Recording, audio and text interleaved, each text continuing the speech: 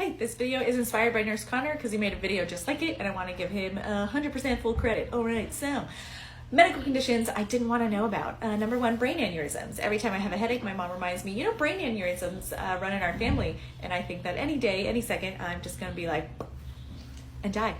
Number two is Baruli ulcers. They are just ulcers that appear on your body and then they eat your flesh and they don't really know where they came from and they just eat you and it is terrifying and it's very debilitating.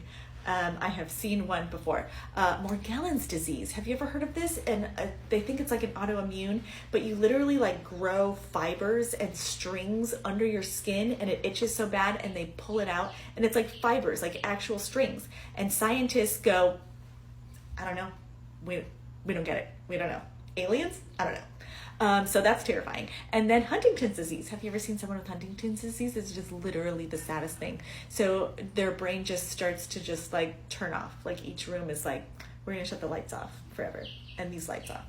And this room's closed.